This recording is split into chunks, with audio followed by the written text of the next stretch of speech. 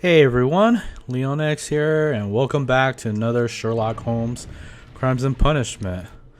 Okay, so we're continuing the Half Moon Walk case. I believe we're at Scotland Yard, and we're gonna try to interrogate the brother of Wiggins, I believe. Oh, oh yes, we're at Inspector Lestrade's office. Okay, so we're gonna, yeah.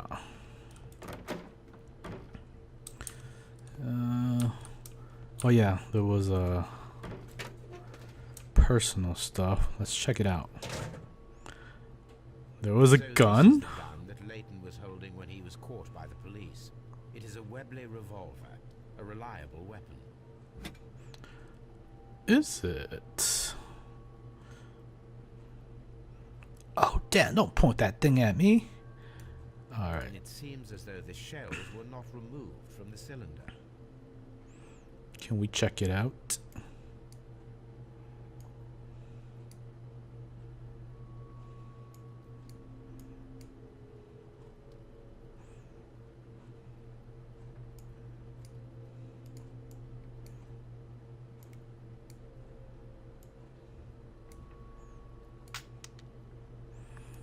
Two shots have been fired. 2 out of the 6 shells have been fired.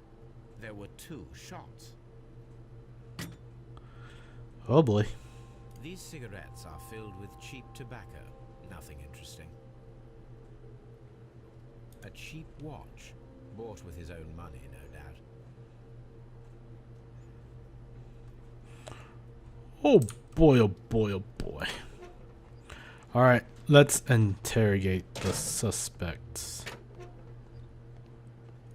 Mr. Holmes? Please escort this suspect for interrogation. Alright. Good evening, Mr. Chapman. Who are you? I've got nothing to say. It's all a mistake. Calm down, Leighton. I have come here to help you. To find out if you truly are innocent, as your younger brother Wiggins has told me. My brother? You know it? Then that means you're... Sherlock Holmes. Oh, blimey. All right, Mr. Holmes. I'll tell you everything. But first, we analyze you. Okay, so you got a scar.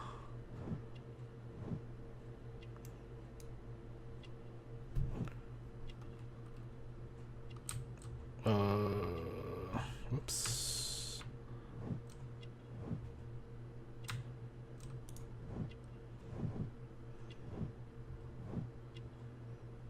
You're an office clerk? Really?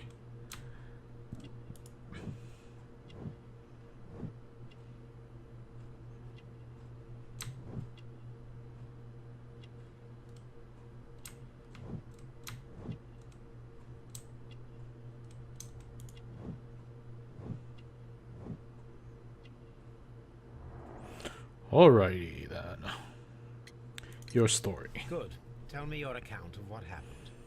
I left my work, and I hurried up to see the fireworks in Whitechapel. I was late, so I decided to cut through Half Moon Street. I saw the first fireworks light up in the sky. I bumped into a constable on a corner before entering Half Moon. Then suddenly, what with all the firework flare, I saw 2 men. They were both lying flat in the middle of the street. I stopped where I was. I thought about turning back to the police, but as I was thinking of that, I saw a third person. He was leaning over the body that was furthest from me. The second I saw him, he raised his head and he stared at me. In a flash, I saw his gun, but he made a dash for it instead and he escaped through Whitechapel Street.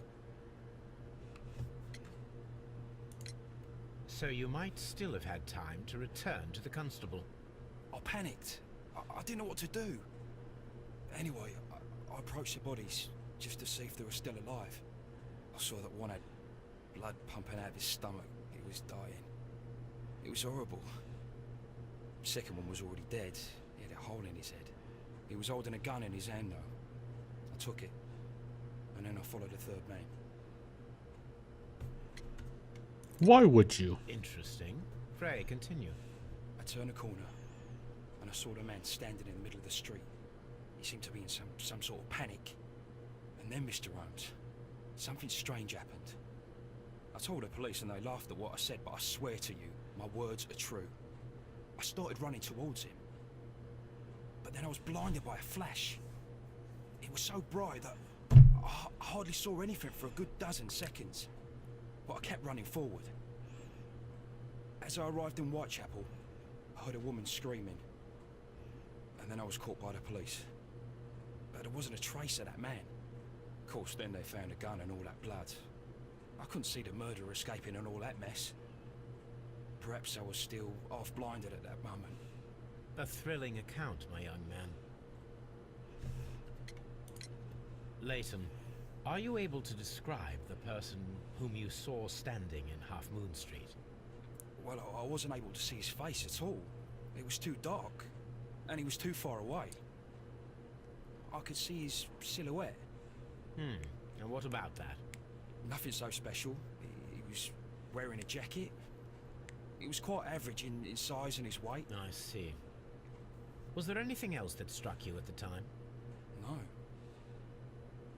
But perhaps it's strange, but I can't remember the sound of his footsteps as he was running away. Perhaps it was because of the fireworks or the surprise of me seeing him. Leighton, I confess I am puzzled. Why should a young lad like you take a gun from the hands of a dead man and set off in pursuit of a probable killer? I know. I keep wondering that, but at the time it was like a reflex. A criminal ought to be arrested, and he was armed. You were willing to risk your life. That was a little foolish, unless you wanted revenge. No, Mr. Holmes. I was just being brave and stupid. You liar! I'm sure that you were, but I believe that you may have recognized one of the victims, Brian Vercotti. You knew that gentleman well, did you not? However could you know that? You have a typical tattoo of the Westgate Brotherhood upon your hand. I observed exactly the same mark upon Mr. Vercotti. You came to know him from your sharing a past prison sentence. Am I correct, Mr. Chapman? God. You're right, Mr. Holmes. Would you tell me a little about Brian Vercotti? We were convicted for a robbery. Once in prison, both of us joined one of these fraternities. During that year, we tried to help each other out, you know? You were quite young then, I believe. Yes, Mr. Holmes, we were. We'd only stolen a pound of meat. After we were released and when I saw what my little brother had become, I decided to work towards living an honest life. And Vercotti? He had a hard time. His sister had died in a Whitechapel dispensary while he was in prison. He had no family anymore. Our paths split. He fell back into crime. So you lost him? Yes. And for around 2 years, I heard no news of him at all. We shall see you soon, young man. Quite interesting. Whoops. Watson! I'm always wondering what's on your mind, Holmes. Mr. Holmes, what is the trouble with that lad? Isn't he guilty? Alright, let's try to latent statements. Oh, nope. 2 victims. Lootless common statements. Imaginary man. The person who Leighton Chapman described in his statements is a figment of his own imaginations created to vindicate himself. Don't think so. Different shots. Double murder. Kenneth Butler and Brian Vercotti were the victims of a double murder carried out by one person.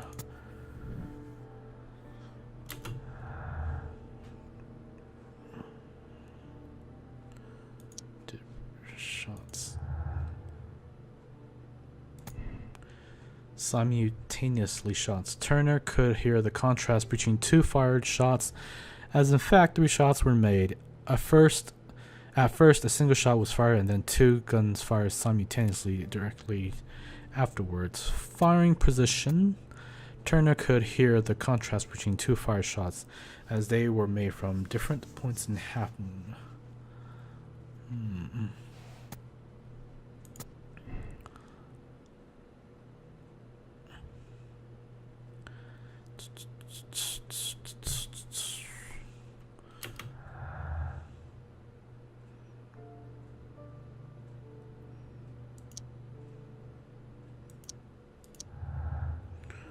I'm getting something. Personal motive. The violent crime committed in Half Moon Street by Lane Chapman could have had a personal motive. No. Common statement. Nope. Nope. Oh, wow. All these button presses.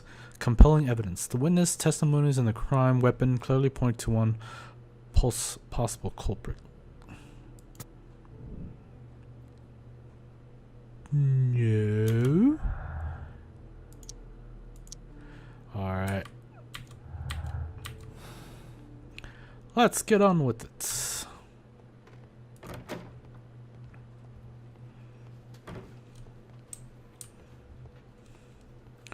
I wonder, was there anything down here? Nope, no autopsy. Okay, so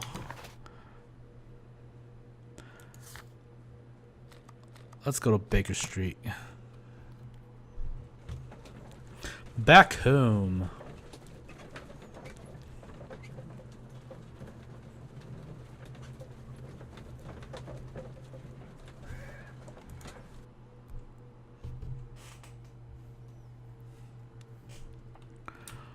All right. Is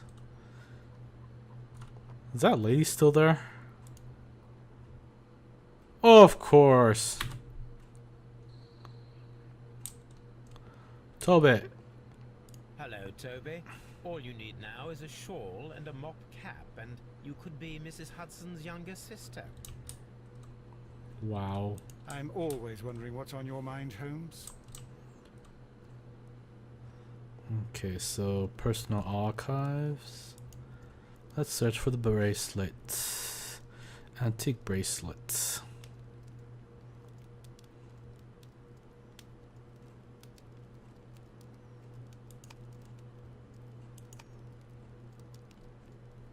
That is not the one I need.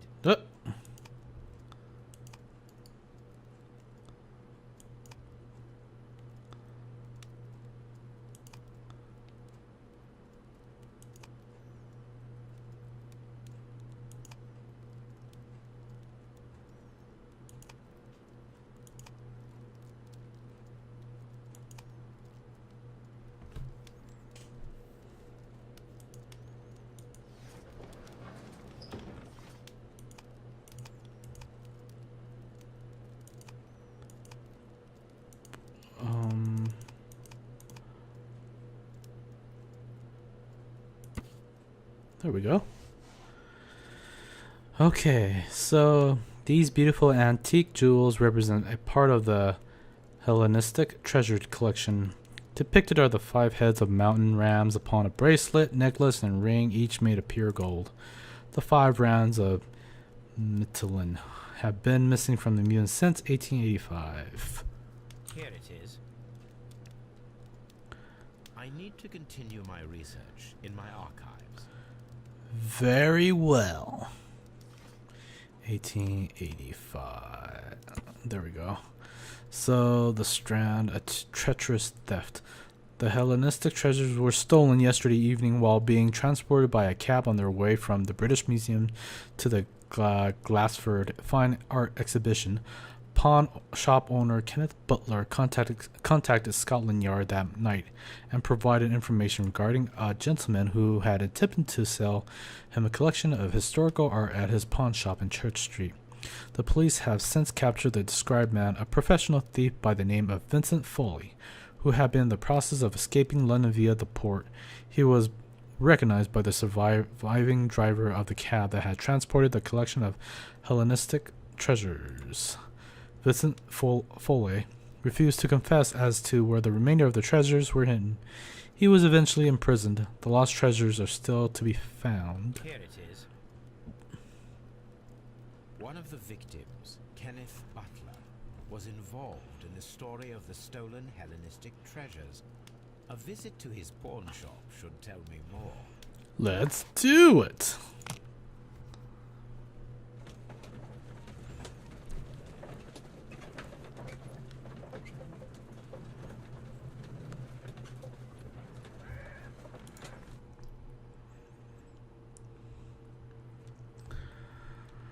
Alright. Watson, you're not coming? Very well. His pawn shop. His pawn shop. So there's the ball. And there's the pawn shop.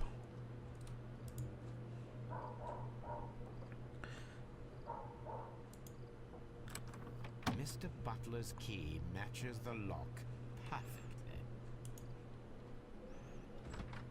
In we go.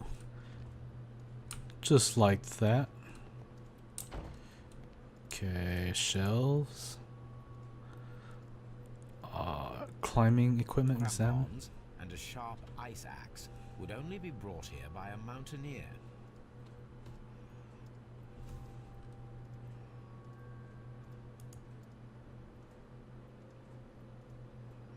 Was there anything else? Crampon. That was it, huh? Okay, so, oh, and the door closed automatically.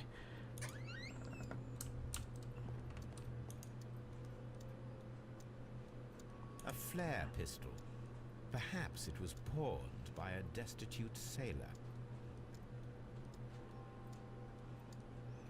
Right. What else? What else? What else?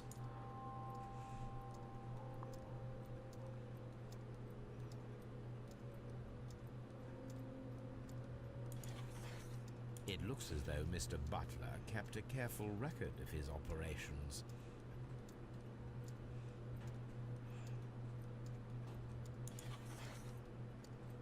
What's this? What's this? The ram's heads. This necklace belongs to the 5 Rams of Mittelin collection. Mithelin. Interesting. That means that Kenneth Butler owned a part of this collection all this time, 10 years after the theft. Oh, let's read it. Hello, Kenneth? Hello? I remember you once told me about 3 pieces of gold jewelry with ram heads from an ancient Greece.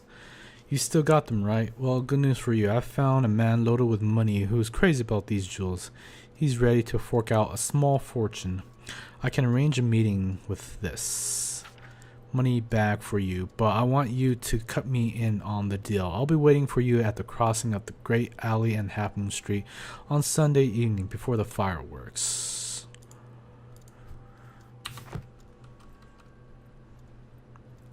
Interesting. Okay, so let's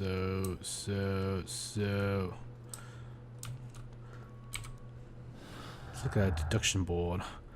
Butler's jewel. What?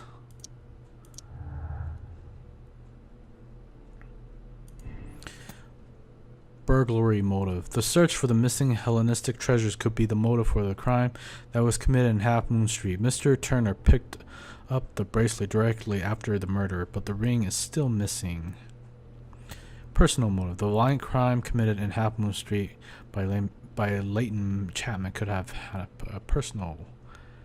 Nope. I believe it's this.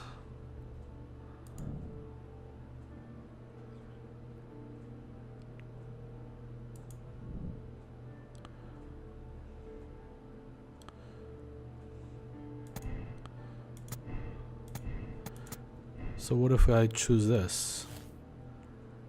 Robbery. No, that is not correct.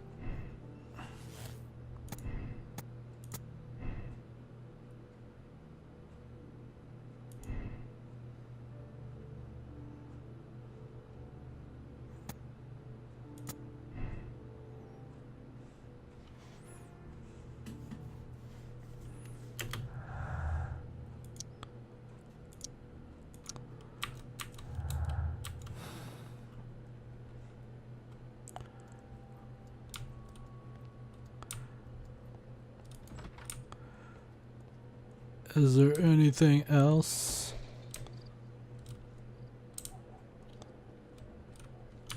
Okay, so let's go back to Baker Street, I guess.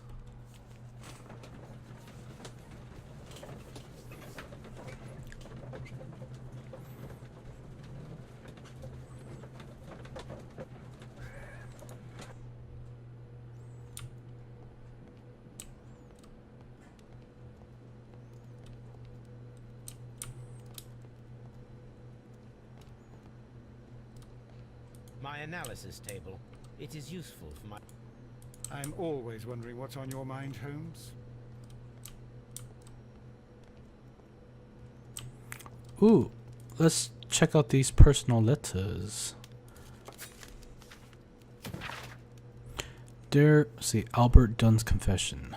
Dear Mr. Holmes, I'm writing to express my appreciation for your striking at the truth of this horrible case. At first, I could not even imagine how Miss Margaret White, such an exceptional and beautiful woman, could plan and commit such a dreadful murder with that fellow Hamish. How angry I was.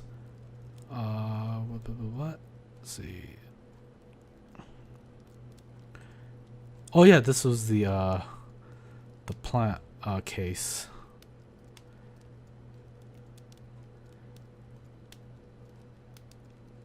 How angry I was, but when I attempted to put myself in her shoes, I began to understand. As talented and beautiful as a lady as Miss White was, she evidently could not complete her studies without money. While my father was living his high life,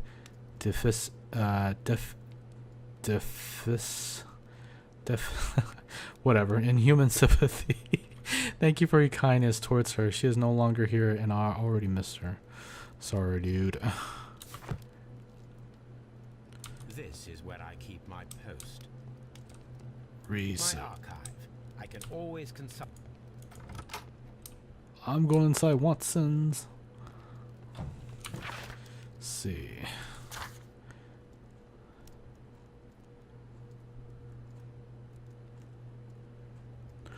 Oh, okay. So, let's go to Hampton Street.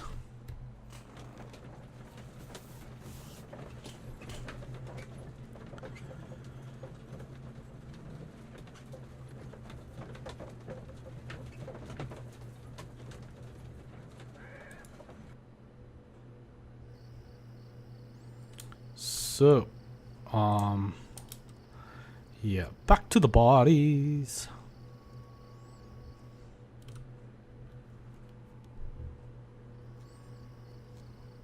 What's up with you, lad? What are you waiting for? I'm waiting for my brother to be released. Your brother? The one that you caught, beat up and imprisoned. Ah, the murderer. He ain't killed no one, copper. Watch your mouth, lad, else you'll be joining that worthless brother of yours.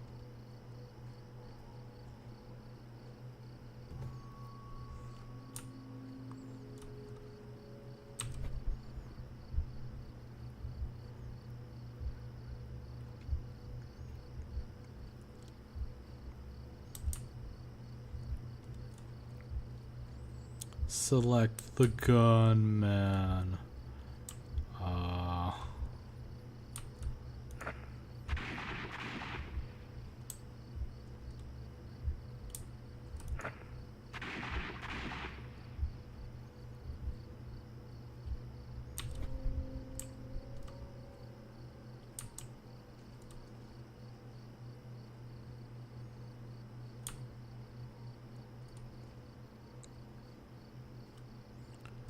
But where was his gun?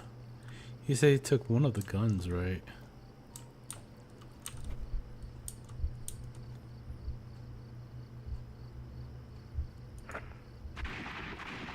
I'm guessing he.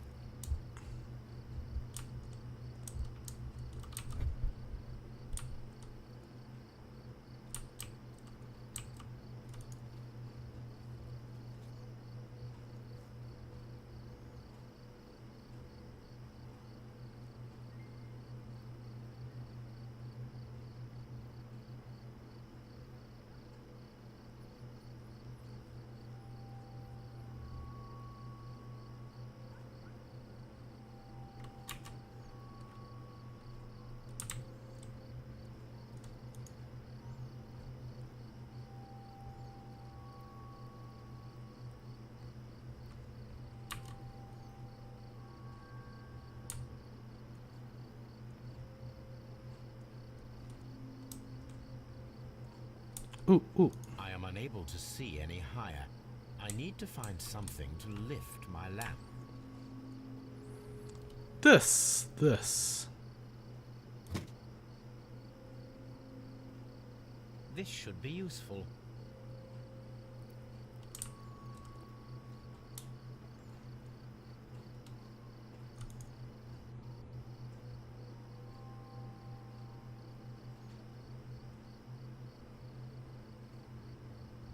Nothing interesting here.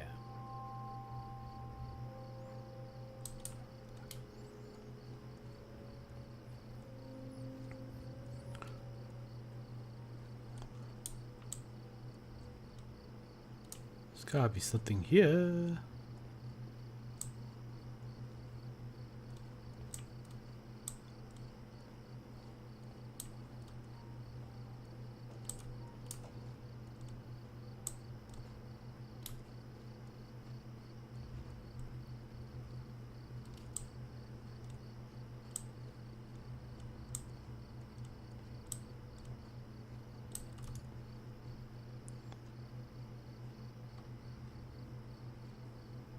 Nothing interesting here. What?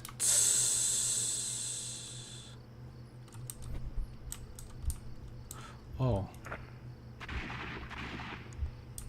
Okay. Okay.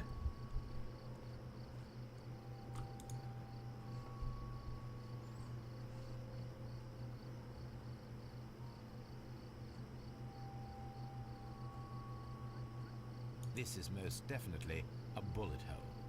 The brick cracks are fresh.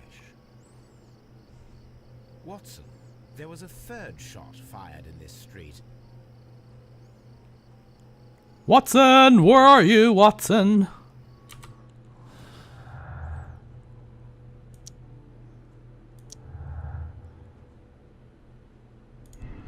Crossfire. Kenneth Butler and Brian Vercotti both died of a crossfire, which each of them holding a gun. One of the guns is now missing.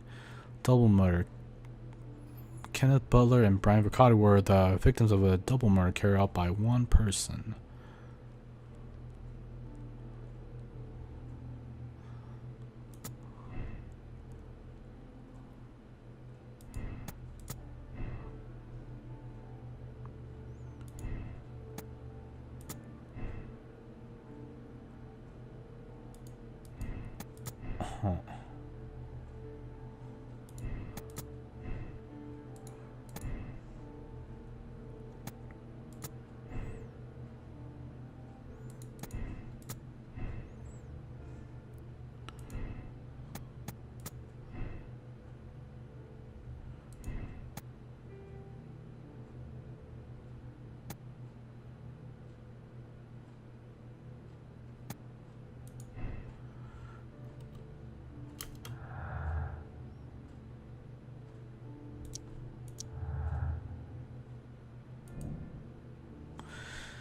Disappearing man. Leighton's Chapman's statements regarding the jacket man who disappeared at Half Moon Street now seems reasonable, as the 3 shots at the crime scene prove the presence of a second gun that is now missing. Interesting. Anything long lost art? Nope. Okay. So, we'll see.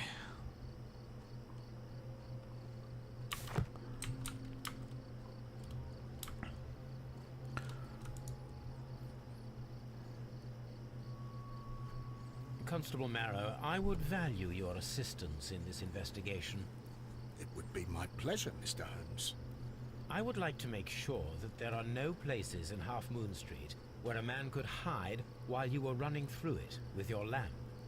All right, Mr. Holmes, what should I do? Take your lamp and start walking, just as you did before, and try to find me. Understood.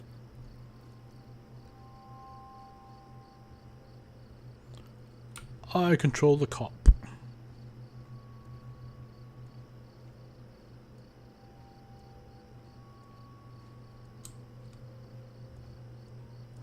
I can see you very well, Mr. Holmes. All right, Constable. Let's try again. I'll find another place to hide.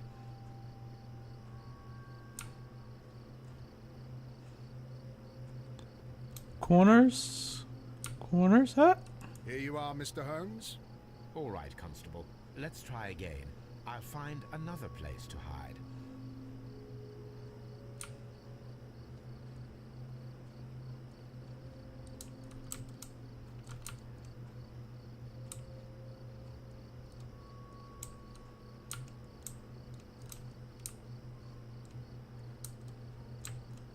Oh God, I'm stuck.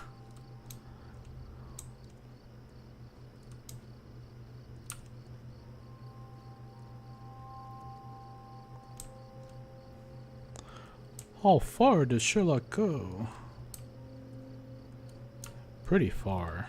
Mr. Holmes, it wasn't difficult to find you at all. It is obvious now. No one could escape Constable Marrow's lamp while hiding in the street. It would be my pleasure to assist you with your investigation, Mr. Holmes.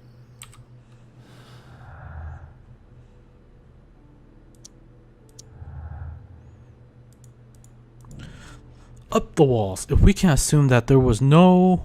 if there was one more person Half Moon Street at the time of the crime, then there was no way forward or back for his escape. Only up. Let us reenact the action, recreate the fireworks described by the Leighton and attempt to climb the wall.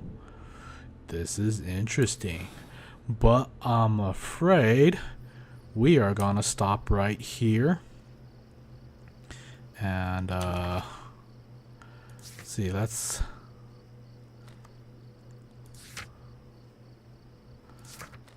we're gonna go to the pawn shop and we're gonna stop right here.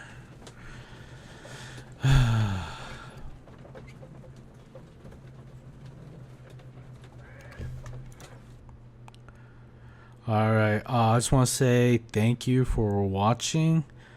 Please remember to subscribe, comment, share, and like the video.